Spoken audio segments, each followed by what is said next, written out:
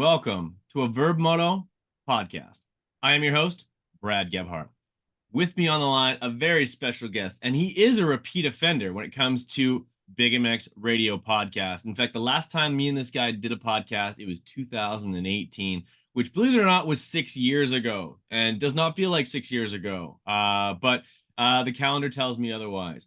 Ladies and gentlemen, the one, the only, Andrew Hoppo. Hoppo, how's it going? Good, man. How are you? How are you? I'm not doing too bad.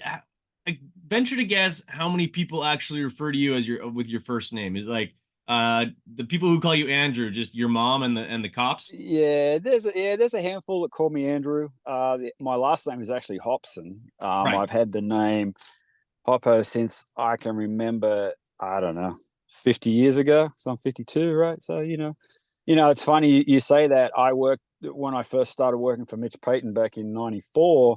He didn't know my name. He just knew me as Hoppo.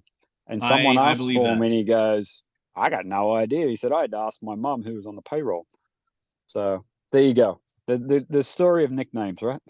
Oh, absolutely. I think as guys, we're pretty bad for not asking each other a lot of personal stuff. It was funny we were talking about that at hockey the other night, going around, and we're like, yeah, like one guy on the team, like we have no idea what Shane does for a living, like, no clue as like he could be a secret agent for all we know, and not a Right. single clue. And you yourself have had some pretty interesting jobs in the motocross industry. And we actually did that podcast. We, in 2018, we sort of combed through the illustrious career up to that point of Andrew Hopson. And yeah, it was like you kind of blew my wig back with some stuff, man, kind of digging deep into some of the development of two-stroke pipes and the fact that you worked with Mitch Payton in not only the infancy of his extremely dominant 125 team. You were at Pro Circuit when Ricky Carmichael was there, of course, with Chad Watts when he developed his first version of what he would consider to be the Watt sauce. I'm sure you've heard too Yep. much about the Watt sauce and all that fun stuff. Yeah. But yeah, that's going to be a different podcast. We're going to touch on a few of those things just to give people a little bit of a peek behind the curtain and some street cred. But we'll also dig into some other topics as well. But yeah, you worked for Mitch Payton when he was as much Mitch Payton as ever Mitch Payton has ever been Mitch Payton. You know what I mean? Like he was like that's in his late 20s, early 30s, Mitch Payton. That's grumpy. I don't know what Andrew's name is, Mitch Payton. Yeah. Well, you hit the nail on the head there before when you said, we did this back in 18, and as we spoke the other day, so much has changed in our lives and directions from that day. I mean, I was kind of exiting Geico. We all had stuff going on. But to kind of get up to speed right now, I mean, I still work for Mitch part time, Okay. doing some pipes. I did the new KTM 250-300 pipe for him. We're redoing the new KTM 65 and this week and next week. I just go up there on my days off here and there and help him out and get that stuff done because, I'm still a firm believer in two stroke. I think it's good and it's kind of a lost art. And I like to go back and, do it every now and then. I don't like to do it all the time because it's such a time consuming job and perfection like the new KTM pipe.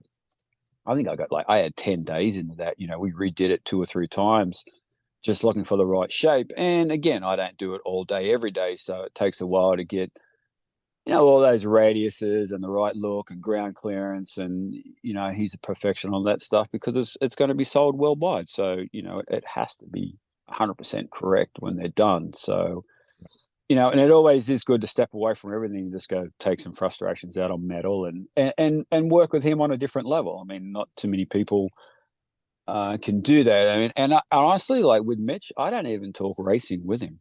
I mean, we have a little joke. I mean, he calls it his hobby. I'm like, how's the hobby going this week? And he goes, you know, it's a hobby.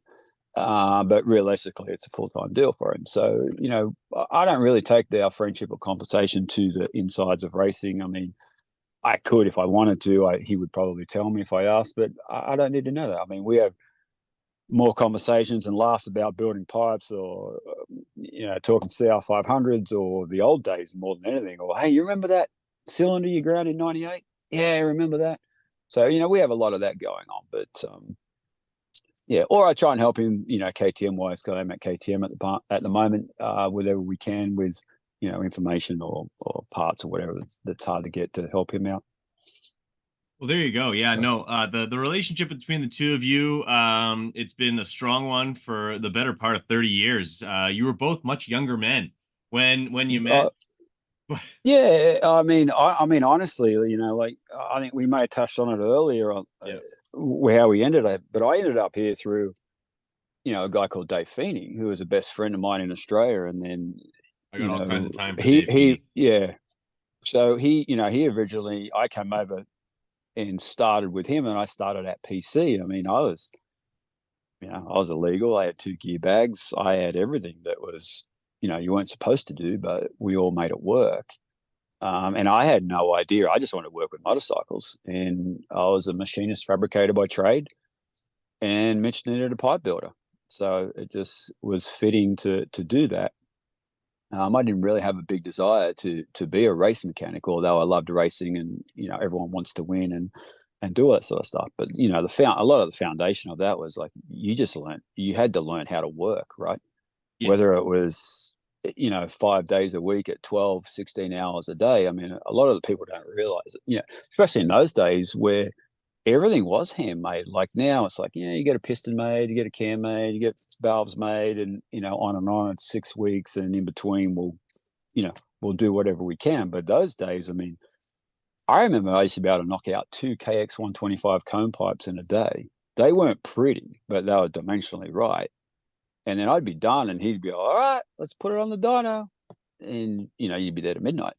But that was what it was. There was Yeah. no way around it. He had a good theory of, what I learned today, I'll know tomorrow type of thing. And you just had to work to those guidelines. It was hard work. It was hard back then. I know a lot of things have changed. I mean, obviously everything has changed, right? From, The only work guarantee rules in and life, how, man. no, I mean, I just in everything, like, a lot more money, a lot more corporate. Um, and work rules and regulations. Everyone was 1099 now. You kind of got to be employees, or you got to massage around all that stuff. But so everything changes, and if you don't change, you get left behind, right? So simple as that. Certainly. And one part of that 2018 podcast, you did break my heart in the fact that I was under the assumption that these really cool looking cone pipes were in and of themselves like more performance oriented than your segment pipe. But like the fact that like you sort of like clued me into the science of the fact that once you have that cone pipe finished and then you're able to turn that into a segment pipe, it then has less welds, less like friction coming through, and then that turns into more power. So like the fact that I want to have a cone pipe on my dirt bike is actually possibly hindrance of its performance. Yeah, and I mean, like cone pipes. I mean, Looks so everyone. cool I though. mean, they are. I mean, when they're really first done, from scratch, from flat metal, they are a work of art. But at the end of the day, if the dimension's not right or it doesn't suit, then it's just a pipe. And they don't last as long. Like you're running thinner material, or you got welds every 10, 20 millimeters. So, they are a lot weaker. As a stamping, they use a heavier gauge for longevity. Um, so yeah, I mean, yeah, they're cool. They're time consuming. There's a lot of guys out there now. I mean, you got to remember when I started. I mean, we only had a bandsaw. I used to cut everything on a bandsaw, and then we went to a CAD program, and now you look around on Instagram, whatever, and then any good CAD guy can draw them, make them fit, or do 3D prints or modeling, and scan the pipe and just find the radiuses, and then it's all said and done. We don't do that. I mean, we have templates that we kind of go off, and the shapes. Hey, that's I mean, the day that I went up there to build that KTM pipe, I mean, we went upstairs, and I think we pulled down 10 pipes, and like, hey, I like this shape, I like that. Remember how the Yamaha did this, or the Honda did that, like that shape. And that was how we did that, and I just started cutting stuff up and going, all right, well, that looks like that, and then go from there. So there was a lot into it. Are But you currently yeah, working with KTM, yep. an absolute juggernaut of a manufacturer? They, of course, with Husqvarna and Gas Gas. All the OEM parts say genuine KTM product on them, but you work a lot on some special engine stuff that say your regular everyday dealer. When I bring in my KTM all completely graded out, they might send it to you to put it back together. Well, yeah, I mean, I'm pretty much done. I haven't done racing now for a few years. I decided that, that was after Geico ended and all that stuff. It's like, you know what, this is all for me now. So I ended up taking a job at KTM in customer service, and I build the engines that either dealers can't build, they're understaffed, or there is a warranty issue or something like that. 9 times out of 10, it will come to my department, and we'll come through it on site, and then send it back to the dealer so they can get the customer up and running down the road. So yeah, that's kind of what I do now, which on the other side leads me to do a lot of other stuff. If I want to have a sniff of racing, I can just walk across the road to the racing building and um, decide that that's not for me anymore and and move on. But yeah, all that stuff is there. Like I said, I again, we've changed directions like we all have, and I'm happy doing what I'm doing right now. Still got my hands in a little bit of engine work here or there, but other than that, racing is left to the other guys at this point. So on the racing side of things, you've been there, done that. You've been to basically every stadium, every national that we currently run, aside from maybe a place like Ironman, which wasn't on the Yep. series when you were there. Mm-hmm. And that's cool. You're happy with it. I'm sure if you still wanted to attend one of those races or throw on a pit shirt for the weekend, probably not outside the realm of possibilities. But with your new role, that allows you to focus on other things, which includes riding a motorcycle yourself. That like that's one of the reasons why you're one of my favorite people in the industry, because you and Feeney actually throw a leg over a dirt bike more often than not. You do a fair bit of racing as well, and it's also turned into the ability to focus more on the fitness side of things, and then that's something that is near and dear to your heart, and something that you've developed a pretty decent well of knowledge in. Yeah. So basically, once I decided, when Geico folded and everyone exited, and everyone's like, "What are we going to do?" And it's like, well, I decided I didn't want to be on the road anymore. I was getting ready to turn 50, and it's like, hey, I'm going to try and be the strongest, fittest I've ever been in my life. So that's where that pivotal turn come from. And I had a CR 500 at the time, and I love racing that CR 500. And I hadn't. There was times I never rode a motorcycle, back in Australia for I might have rode 2 or 3 times a year. And then, I came back and made that decision and started training. And then I started training with Rob Beams a little bit. I did a couple of years with him, and that was just purely for me. It's like, hey, I want to ride faster. I want to be better, all that sort of stuff. So I just started racing my CR 500 against 450s and everything, Glen Helen, all those type of races. And it just kept evolving and evolving, and I got fitter and stronger, and I learnt more, and then to the point where now it's back racing bicycles, where at the point now I'm nearly racing a bicycle or a motorcycle nearly every weekend. You That's can't do awesome. that when you're on the road, No, yeah, but also, exactly. so it's just it's a change, and it's something I want to do, and it was a goal to be the fittest I could ever have been in my life when I turned 50. So you hear all the things: you can't do that, you can't do this, you can't do this. Well, you can. You just have to apply yourself and the time to do it. So now I ended up with a new KTM 300, which is a lot more user friendly on the body than the old CR 500. But you'll never have a bigger bang for buck than that 500 wide open going up Mount St. Helens. So Amen. yeah, but What yeah, year's your so 500? it's actually a 1990, and then the engine is an 86, which is a short road motor. They only did the short road motor for 2 years, so it was kind of a Okay. bitzer. I actually built the whole thing out of parts. You and Feeney Got it. both run 500s. Yeah, he has one as well. Yeah, Yeah. yeah. So yeah, no, they're just fun, especially like day in the dirt with the vintage race at 8 a.m. in the morning and the track's smooth. You kind of feel like a hero a little bit when you got that thing wide open. But yeah, when the track gets rough, I raced mine many years at World Vet, in the in the 50 expert class. But yeah, it's like bringing a knife to a gunfight at times. The chassis just doesn't all like the new ones, and the No kidding. 450s are Yeah. so damn good, right? I mean, like they're just on rails. So It's it's an really art to. unfair. It really is. Like I rode one of the kids down at Mesquite let me borrow his CR 450, Yep. um 2024 edition, beautiful motorcycle. And for those who are listening at home, what do I ride? I ride a 2016 KTM 252 stroke, which great bike, especially in my hands. Nothing wrong with that motorcycle. But I kid you not, Hoppo, that 24 Honda, I don't have much to compare it to, but that's the best motorcycle I've ever ridden, period, full stop. Yeah. That, like, it was the absolute easy button. I could jump everything almost on the first lap, instantly comfortable, rider triangle, everything. That was the best bike I've ever ridden, period. And like, Yeah, that's for not, sure. yeah, I haven't ridden too many other bikes. I did ride a Honda about a year ago, and I was like, man, it was good, right? yeah. Everything. I mean, Hondas are always good. Like you said, that the triangle, everything just seems to be at the right spot. Um, so yeah, but I mean, KTM's. I mean, I have a 300 right now, and I'm a two-stroke guy at heart. That's why I brought the 300. 450 is still faster, but the 300 is just fun, right? When you race Right. someone on a 450, I mean, your corners have to be so much better because the 450s are so point and aim. I mean, you keep asking yourself, what can they do better? How do they make this a better bike? Um, I, they're And just then trying they to make it do. more.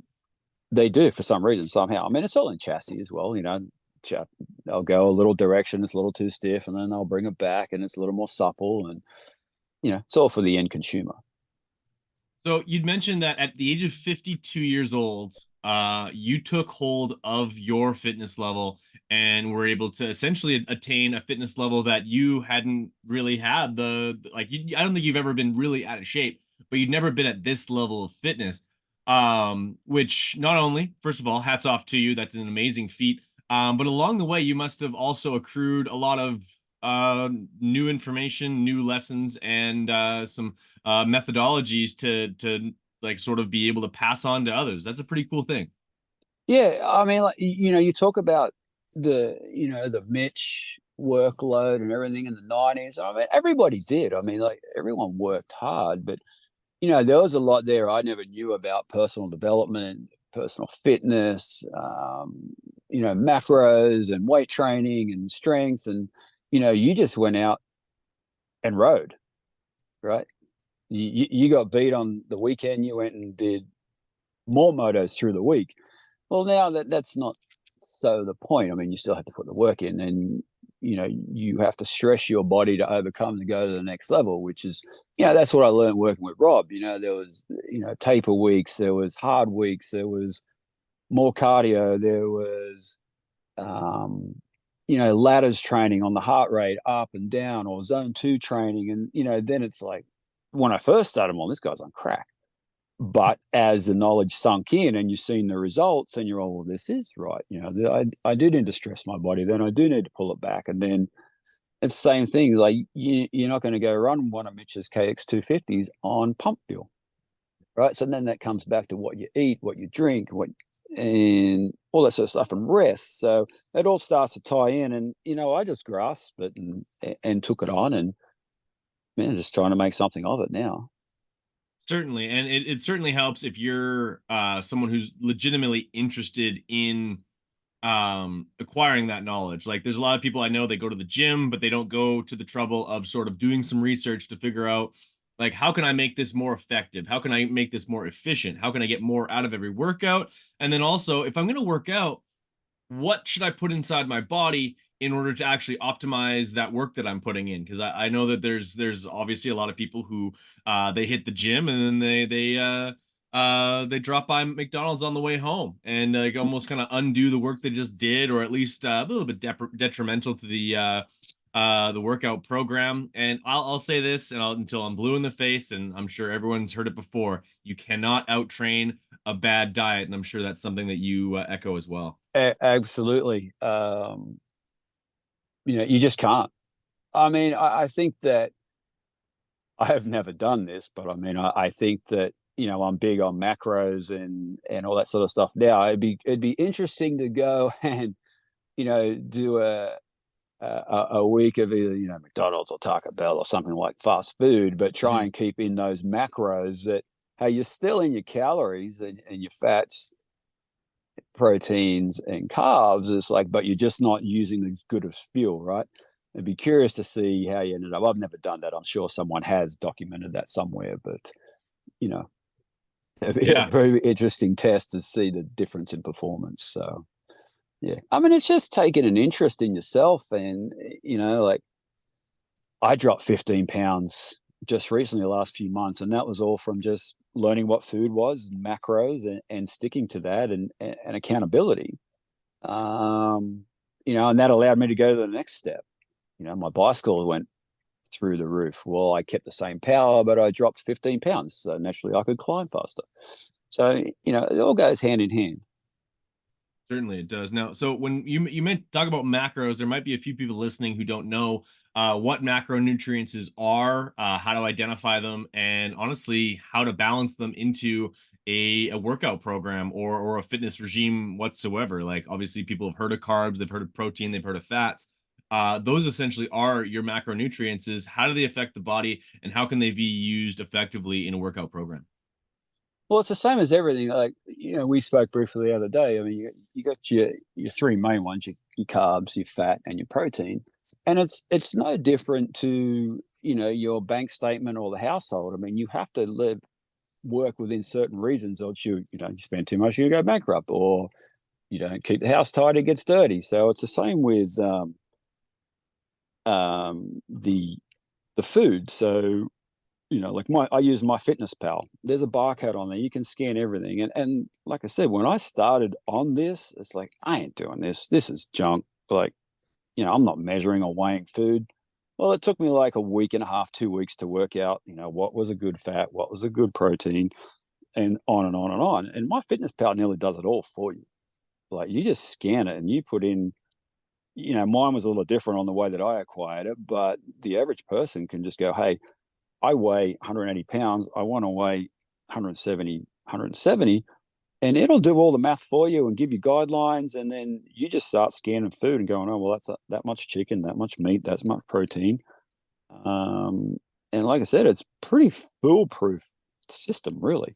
And that was how I learned. I just had to do it. Well, I said, painful for a week and a half, 2 weeks working out, measuring, but once you worked it out, like it was easy. Absolutely. So, So, like, from my understanding, essentially, like when you have like, if say I wanted to, like, I'm 6 feet tall, 200 pounds, I could go into like a basically a calorie calculator, based off of my average daily movement and like basically like there's your maintenance calories. That's like if you just like yep, you just live your life, you're not going to the gym, you're just doing everyday stuff, you're gonna burn X amount of calories throughout the day. And if right, you consume that amount of calories, you will stay nice and flat. right. If you go into a deficit, which is something anything lower than your maintenance calories, you will eventually start to lose fat and lose weight in general.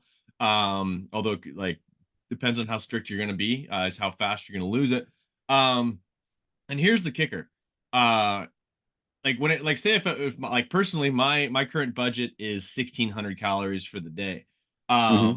But if I go out and I go play hockey on a Tuesday night with the boys, we also won 10-2, by the way, not too bad. Nice, Oh yeah, nice. we ran those guys through the boards, but that's I throw hockey into my I use a different app. It's called Lose Yep, It. right. But they all do work great. I throw a workout into there and it says that I burned 400 calories at hockey. Well, my Mm-hmm. maintenance calories for that particular day is no longer 1600. Now it's 2000. Right. So if I So yeah, like so I could scream so past that 1600, I could land somewhere in the 1800 range and still be losing weight. exactly. I mean that, and if you, yeah, so it gives you a buffer, right? So then if you played hockey and you went to the gym that day, I mean, you might have an extra 600 calories. So you could say, I might have a beer tonight.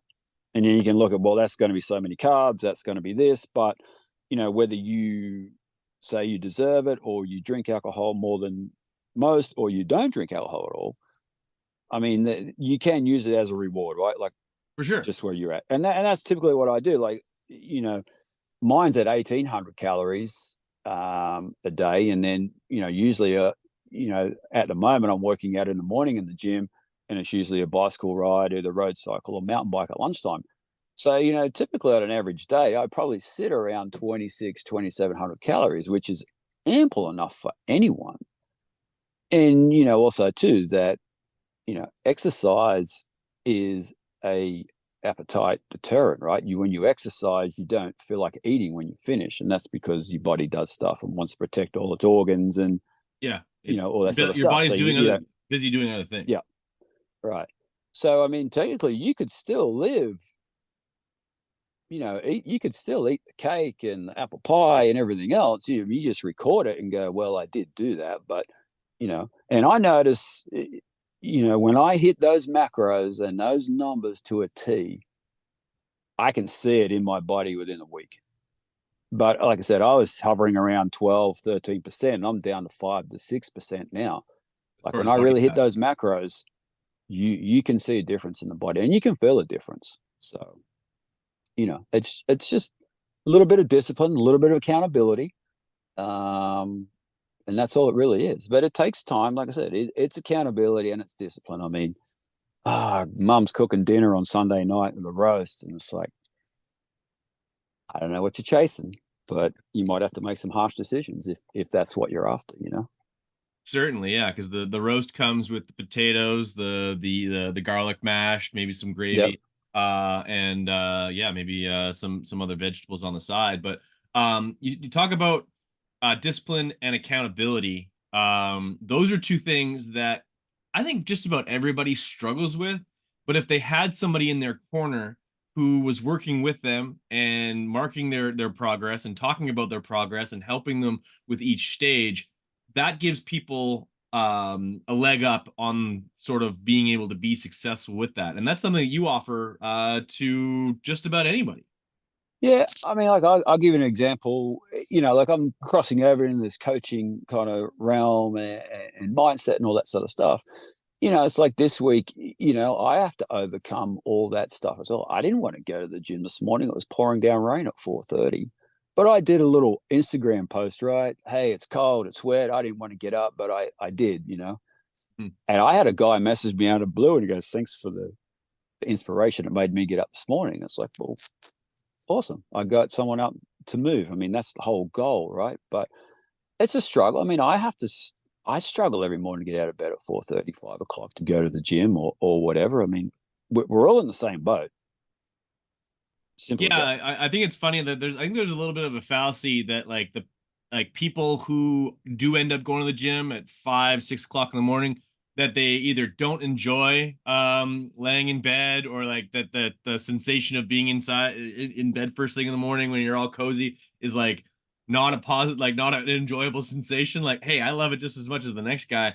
Yep. But I've got a goal. Like my goal is Yep. to when I race the Gypsy 500, which is May 9th for those, or not May Okay. 9th, March 9th for those who are listening. Yeah, and teams are almost sold out. Perhaps KTM needs to send a team. It's at Mesquite MX. And then but my goal is to be 185 pounds for that race. I currently sit here at 205 pounds. So I have 10 weeks and I have 20 pounds to lose. Yeah, that's 2 pounds a week, which is significant.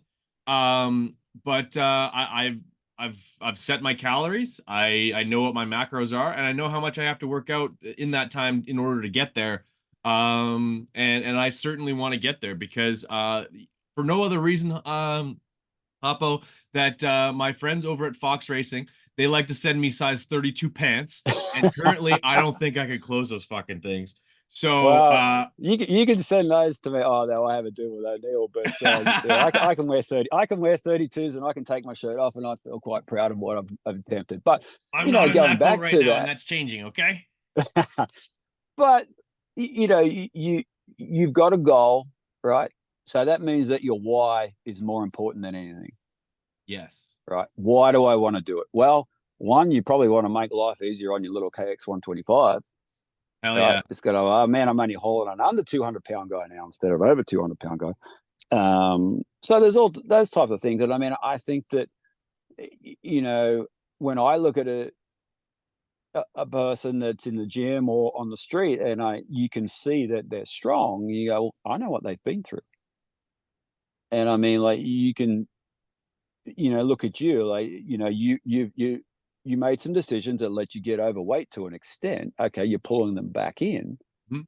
but you got to look at it this way: you were good at those decisions, at getting heavy, right? Letting yourself go. So you Yep. just have to flip that.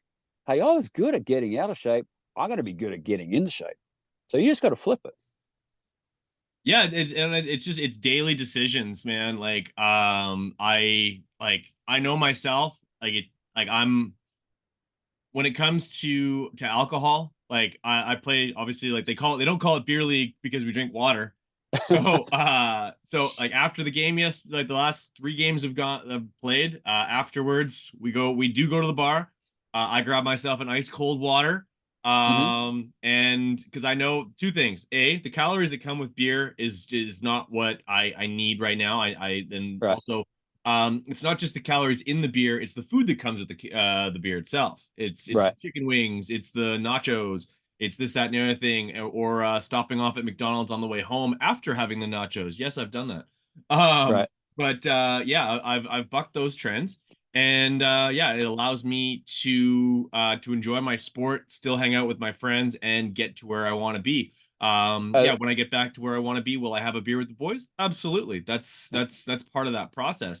But right now, I know I can't trust myself to have one without having two or three. Not mm-hmm. on a drinking side of things or getting drunk side of things, just the calories that come along with it. Because you as well as I know, Hoppo, one beer tastes like another. Yep.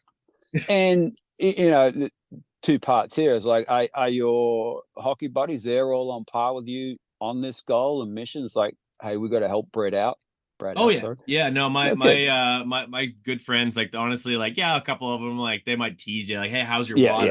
yeah, Because yeah, that's just guys. But yeah, none of them are like, "Hey dude, like come on, like don't be a wuss or whatever." So, yeah, yeah, no, like having good people around you that will support you on stuff like that is honestly huge. And yeah, yeah, my buddy Kirk and Jacob, those guys are like, yeah, no questions asked. They're like, yeah, enjoy your water, man. Just get to where you want to be. yeah, Because honestly, for sure. like the whole time I'm at hockey, or at the track, like I'm skating around, thinking to myself, like if I want to skate around it, like I'm 210 or just shy of 210 pounds right now. If I Mm-hmm. want to play at 180 pounds, that's 30 pounds. That's a 30 Yep. pound backpack that I won't be skating around with. Like I might be able to fly around the ice like I did when I was 25. I'm 35 now. Right. And that would be good because like I'll tell you this, Hoppo, for as long as I played beer league hockey, I'll always keep playing against kids that are like 19, 20 years old, and I'm having more and more trouble keeping up with them. Well, there's something to be said for youthism, right? I mean, I'm the same in bicycle races Yeah. where, I mean, I've been passed by a 16-year-old kid like I'm standing still. And I'm not too bad of my age group, but, or even a 16-year-old girl that's passed me on a climb, and it's That's like, gotta hurt deeply. damn, where do they get that from? But it's youthism. You Yeah. can't beat that. So Yeah. we have to work harder. And let me say this as well. It's like, you know, I love alcohol. I love red wine. I love the taste. Preach. I love sampling all the taste, but I just, what it does to me, I can't sleep. I get migraines. Um, and I want to enjoy the day. I don't want to waste the day. I want to be active. I don't want to lay around and just go, oh man, my head hurts.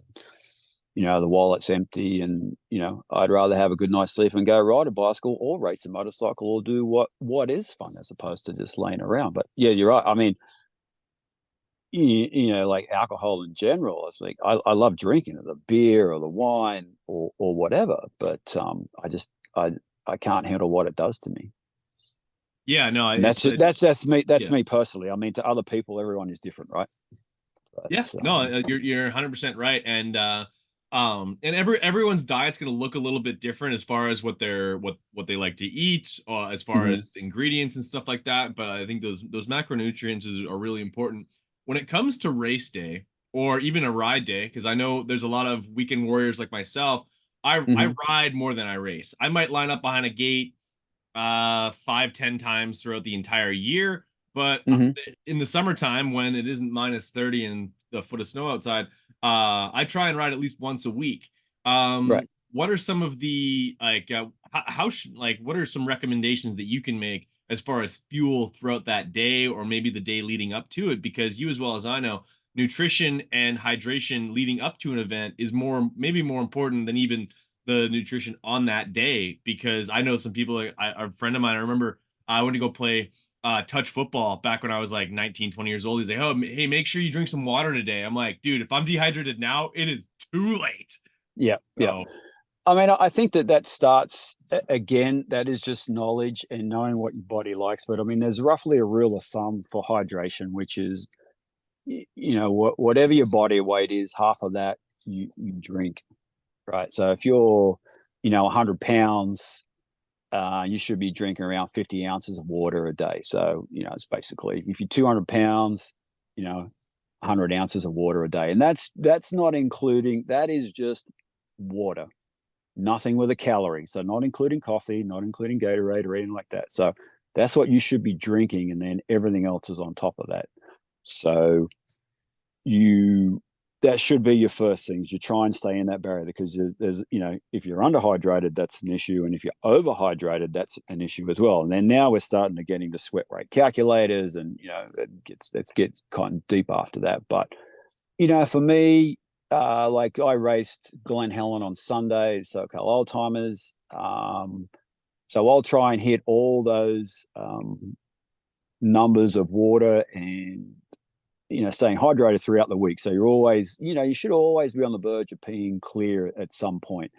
I like coffee too. I drink probably too much coffee at some point. It's too cold at the amen. moment. So, and I'm trying to get in 80 ounces of water a day on top of 2 or 3 cups of coffee, and it's cold, and, it's hard to get that water in at times. You ever miss Um, Australian coffee? And when I say do you ever miss? I'm like, do you constantly miss Australian coffee? um, I don't know. I haven't been back since 2018, so I don't know. I don't let you next time I go. I've heard it's I mean, good. it is. I mean, it's like everything. I think you go anywhere around the world and you'll go, man, that's a good taste. We're just, Yeah, it's something different. yeah. So and like on Sunday, like I might do like on a race day, whether it is either a bicycle or a motorcycle, I try and get anywhere, and this is tough, and it takes a lot of time to get used to it. And some people can't do it. But then you go back and look at your performance. So I'll always try and get around 1,000 calories in at least 3 hours before the race, Okay. right? That can be done. A So thousand that's calories is not crazy. no. So for me, that looks like 3 to 4 eggs, um, 2 English muffins, because now you're sitting at nearly 500 calories. Yeah. Maybe 2 coffees, 2 to 3 coffees, depending on how far I got to drive. Try and get to the bathroom before, all that sort of stuff. Get The that out of coffee your makes sure system. that And happens. true, true. I mean, what like say it's I don't know. I'll use Sunday because I raced motocross. So there was a practice, and then I did four motos, 4 20-minute motos. So I'm trying to get that 1,000 calories in of a morning. So I don't. My body is fueled, and I've only got to top it off. Like if I go to the track and it's like, I grab the bagel, and it's all I could really stomach, or maybe a banana. I mean, you're only talking 150 200 calories, and then you're going to go moto for 20 and burn 250 to 300. You're in a deficit already, right? And then we talked about after exercise eating protein, because then your body starts eating itself. So there's a lot going on there. So and trust me, when Rob Beams told me you need to try and get more calories in the morning, it was tough because I wasn't really a breakfast person. But that sets a precedent for the day, and then all I have to do is top off through the day, whether it is um, a Gatorade. I'm not a big Gatorade fan because it upsets my stomach, so I look for other like Infinite or those type of things, where those um, drinks are formulated at 300 calories per bottle, and then because you need calories. And we all know, I mean, we spoke briefly the other day, like I did 4 motos, they were around what, 250, 300 calories a moto. And we said, it's like, I don't think that it counts right because I was that smoked at the end of the day. And then I go back, it's like, well, did I eat enough between motos? Did I get enough in? Because I'm running a deficit, right? I mean, that was That's like a the one thing that I 30. struggle with at the track is I have a hard time eating. I have a hard time being active on a full stomach. Like I can't eat within probably 3 hours of hockey. Otherwise, like it just sits. Right, right. Well, that's where, I mean, if anyone out there that rides bicycles a lot and they're into bicycles, and then you start seeing what these guys do, because I remember when I first started racing bicycles, and I went and did an 8 hour race on a team, and it was like, the hell, how are these guys doing 8 hours solo? Like I never see them stop. What are they doing? Well, that was when I got introduced to the world of liquid calories, right? Where like all the bottles are all 300 calories and they're adding sugar, which then it's 500 plus, because it's all about the calories, right? So liquid Right. calories, cold liquid calories is the easiest way to get calories into your system. If you eat, then you have to digest it. So liquid calories is the quickest way to get in there. So that's why a lot of that infinite or scratch or any of those type of guys, just look on the back and see how many calories are in it, and go from there and look at what your calorie rate burn is. Some of my calorie burns are 3,500 calories for the day. Jesus, that's I mean, a yeah. bodybuilder. Well, I mean that's just all anaerobic, right? I mean, Yeah. like you talk like some of the bicycle races I've done where they're 4, 5, 6, 7, 8 hours.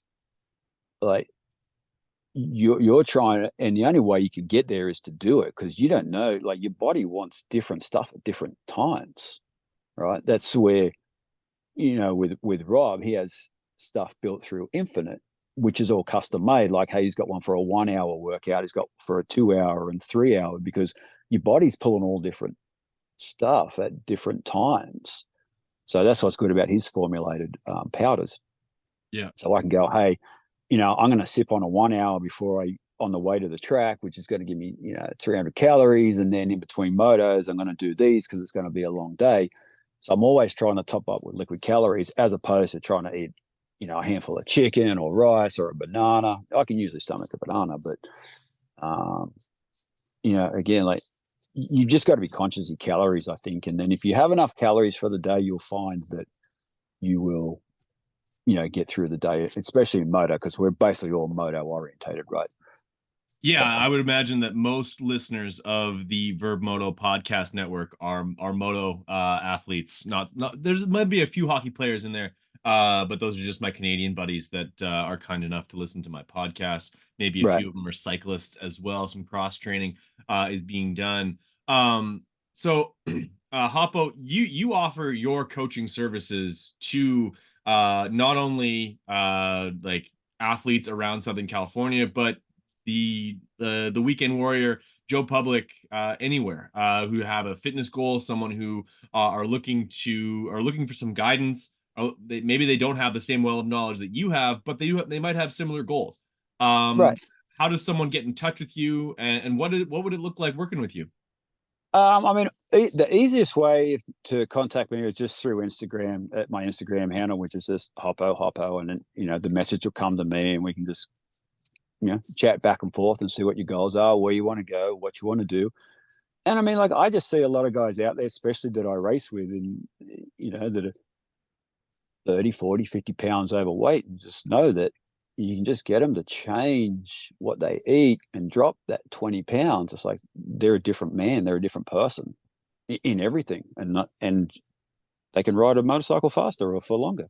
So it's just all about trying to be better, and just with education on food and fitness. Because I don't know about you, man, I'm just trying to buy another 30, 40, 50 summers if I can. Yeah, So I'm trying to be the best I can at it. certainly. I think that's what it's all about. Like just having a higher quality of life, longer. I talk about riding. It's throttle therapy, and I'm Right. looking to try and have as many sessions of throttle therapy that I can for as long as I can. And I did one of these podcasts with the great Doug Dubach, and the guy's in his Right. 60s and probably Yeah. like, well, I don't even say probably. He's faster than I am right now. He's probably fitter than I am right now. And he's also a better part of 30 years older than I am right now. So I've got a lot of great years ahead of me. Yep. And I can make them that much better with some discipline. And also one of the things that we didn't really touch on is something that I'm going to order probably in the next week or so is a heart rate monitor, something that can really help as far as just keeping track of some things. Yeah, for sure. Especially like when you're playing, hockey, which we touched on. I mean, like if you wear that heart rate monitor, through that game, like you said, you're out there, you do a hit, you're on, you're off. You're stressing the body, then it's recovering, then you're back out there again. Adrenaline goes through the roof, heart rate goes through the roof again. It'd be good to break that down and see, what sort of calorie burn you've got over that hour of the game, to where, it might be a bottle of, infinite 1 hour that you suck on through there just to keep the calories and the glucose and sugar and whatever, so you don't crash. Right. So, it's yeah, that there's a lot in heart rate training. There is, when you'll hear cyclists talk about zone 2 training, although every cyclist ever goes on a zone 2 always ends up going past that. But there's so much benefits to zone 2 training. And again, when I started working with Rob, I'm like, this is a lot of crap. Like, what? I'm barely sweating. But that is zone 2 is max fat burn and max VO2. That's how you build your VO2, is through zone 2. Okay. So when you see guys on a trainer just What do you mean by spinning, zone two? so everyone, again, you would have to wear a heart rate monitor for a while. Okay. So heart rate. There's 5 levels. There's 1, 2, 3, 4, and 5. So obviously 1 is just walking, talking, all that sort of stuff. For me, zone 1 is like 0 to, I haven't looked at my numbers for a while, but it's around like 95, and then 105, from 0 to 105. Then from 105 to 125 beats is zone 2 for me. So if I go do a zone 2 bicycle ride, I have to stay in that range, which means I might have to stop pedaling for 30, 40 a minute to get the heart rate back down, especially on a light climb. Right. And then so on. So then you go to zone 3, 4, and 5. Majority of my bicycle racing is at the high end of zone 4, which is almost, you hit 5, you're in the red. So, over all this period of time of zone 2 training and more efficient with the heart rate, I have noticed, especially this year, my heart rate is a lot lower in moto and bicycles, but I'm faster. So That's the cool. training is paying off. Yeah. But it's taken a lot. I mean, it's taken over 3 years for me to get to this point, right? Yeah. And, it's just like, oh, God, not this again, another zone 2 ride for an hour. But actually, zone 2 rides are quite refreshing because you can have a conversation at zone 2. So we can ride side by side on a bicycle and have a conversation all day long at zone 2, Hold hands. pretty much. And then you'll be surprised how refreshed you feel after a zone 2 cycle, whether it's on a stationary bike or on a rowing machine. I mean, there's all sorts of, you don't always have to be on a bicycle. I mean, like for you, a rowing machine might be the best option for where, the climate you're in. I do like Um, rowing. That's like maybe I'm a bit of a sick puppy when it comes to training. Like I'll suffer. And Lord knows that rowing might be maybe the most boring cardios that are available. But I love it. I really dig but doing yeah, it rowing. engages every muscle though, basically, right? Yeah, your butt gets sore and goes numb, but like we talked about ladders where you might hold zone 2 for 3 minutes and then go all out for 30 seconds. And then you're just training that heart rate to raise and then come back down as quick as it can.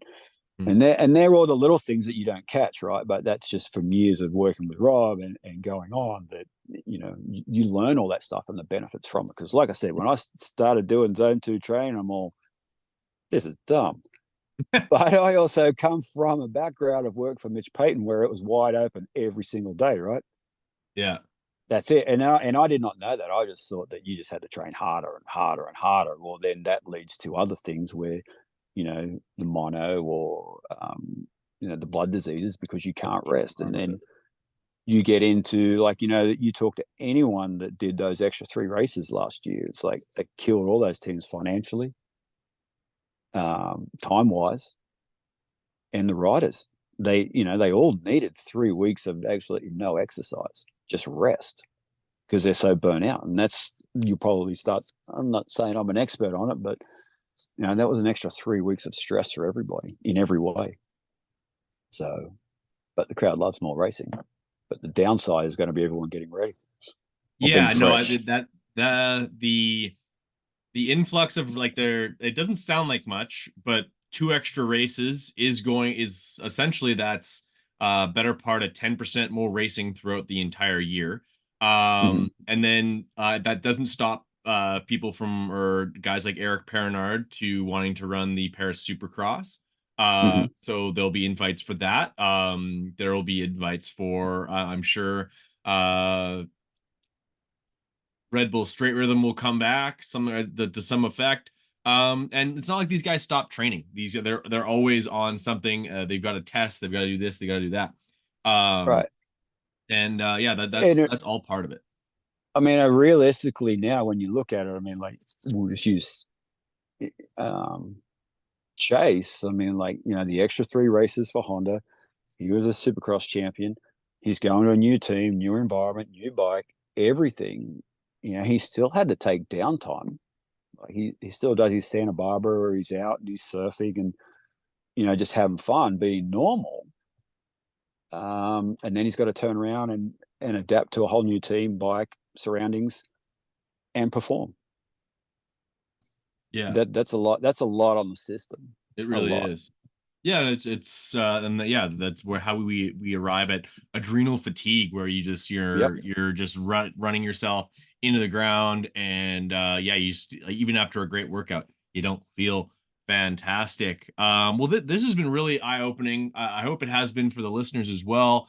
Mm-hmm. Before I let you go on this show, like I said, I encourage anyone who enjoyed listening to you on this one, go back and listen to the Big MX Radio podcast that we did in 2018. And the link to that video is in the description for this. Whether you're watching this on YouTube, on Big MX Radio YouTube, or listening to it on the Verb Pod Network, you can go back and listen to that one. Lots of great stories, including this one. Like I don't know, I'm not sure if you remember it exactly verbatim, but there was a situation or basically an agreement between one Ricky Carmichael and Mitch Payton during his rookie season that there had to be an amendment to this agreement based off of just Well, tell me the story. I love this yeah. story. More people need to hear this story. So okay, I mean, like we knew Ricky was coming and we knew he was good. And at that point, so that was '96. I was at PC. I was doing R&D with Mitch, and I was the cone pipe builder. So Ricky comes along, little tubby kid, and he's like, "Man, I want a cone pipe." And Mitch says, "Oh no, you got to win a race." And he goes, "All right, if I win a race, I get a cone pipe every time I win." Oh God. And Mitch is all done, deal. And I think we got it. I think I built like number 4 or 5, and Mitch is all, "That's fucking it. We're done. We're not doing this anymore. We had to break this agreement." But he got one nearly every week for a couple of weeks, and then Mitch is all, "We can't do this anymore." Like, and then everyone shook hands and we're all good. But yeah, that was part of one of those deals. The other good one was, now we're telling stories of Ramsey, Nathan, and he couldn't get a whole shot or save his life. Already those guys, Casey Johnson, they're all kind of sucking. I mean, I shouldn't really say that at the time, but Yeah, so he sent him a enough pair time of has running passed. shoes. Yeah, he sent him a pair of running shoes in the mail as a joke, and they kind of took it serious. Anyway, I we were heard Nick sponsored by. Way did not appreciate those. No, he did not. And then anyway, so the next week we were sponsored by Split Fire Plugs at the time, Oh and they had yes. issues. And then Nathan Hole shot it, and the tip fell off the spark plug. So Nathan turned around in good faith and sent Mitch a box of NGK spark plugs. That's pretty great. I love that. It's funny, Split Fire, a lot of people ask why, like where Split Fire went. Oddly enough, that company actually ended up basically being accused of and then like I guess convicted of fraud. They were committing false advertising, essentially saying that the the split like basically the arc having it have two like they essentially claim that the spark plug itself increased horsepower, which was not true, and the company essentially became defunct because of it. Right.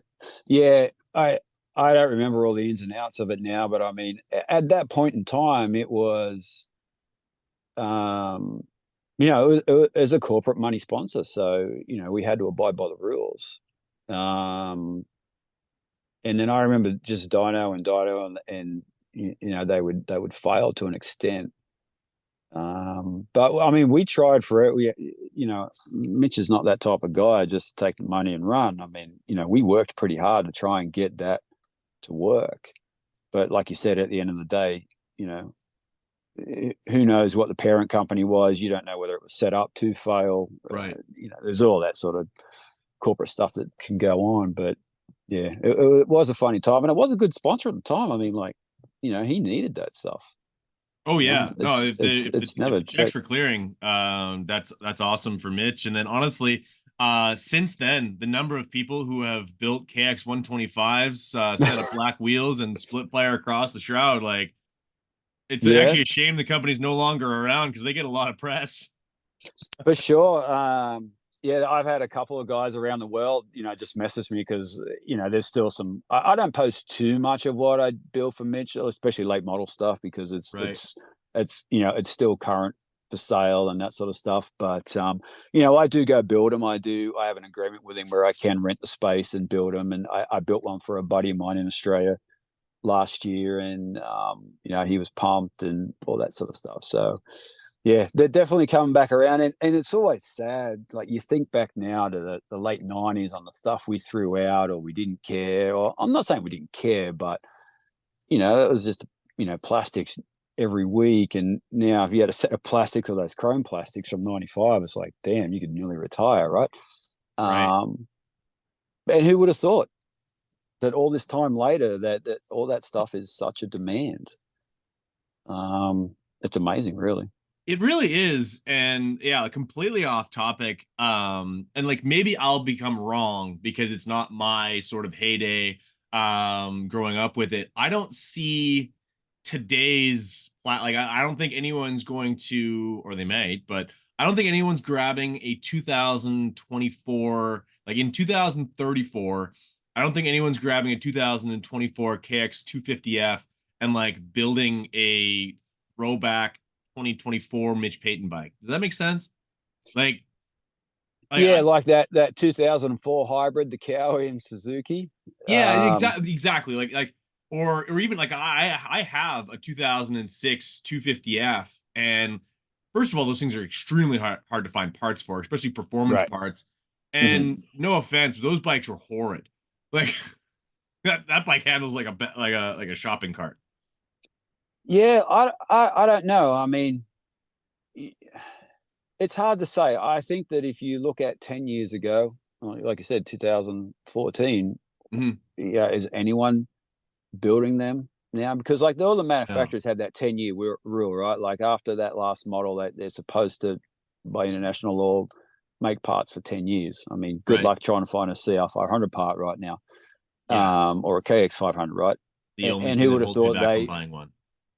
Yeah, I mean, who would have thought that?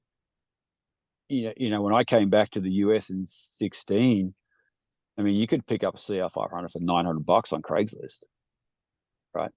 Yeah. Now you might want to add a couple of zeros to it. So I don't know. It's interesting to see. What might change it is if it all goes electric, right? In 20 years' time, someone might Yeah. think, I'm going to go build that Davey Millsap's CRF 250 or that, Ryan Dungey RMZ 250. Who knows? Um, Maybe. I don't know. I think, I Uh, mean, I look at that as like my son that's 22. I mean, what was appealing to him? right. You know, Like was it the when he was in Dungy? his Was it the heyday. Dungy era in the Suzuki? I don't know. Yeah, like We'll see. I don't know that your son's going out and buying a 2013 four yeah KTM 450 and doing a Red Bull kit with it.